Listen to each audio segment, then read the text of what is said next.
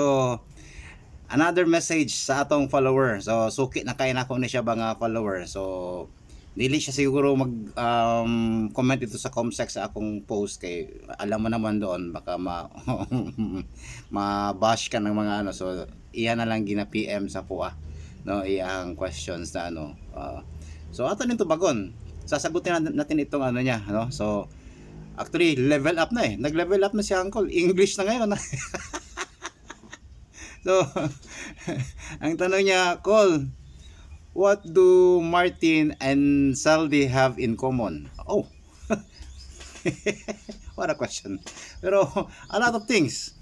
Maraming bagay. Marami silang sinasabi ting commonality. So, saksak sinagol niya to ang kandira, English, Tagalog, Bisaya. So, they have some things in common. Pareho silang congressman.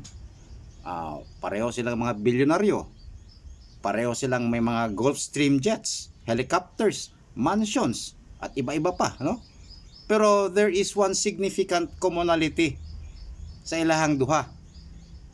And believe you me, maniwala ka kung ano yon. Hindi ka maniniwala. Ang answer, shampoo. Yes, shampoo. Yun ang pinaka-significant na commonality nilang duha.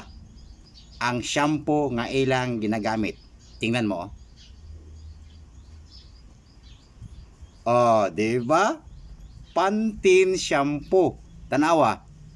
Hair flood control. O, see? Pati sa shampoo, merong flood control. Oh, yan. Sige, I hope nasagot ko yung question mo, Parikoy. Okay? Till next.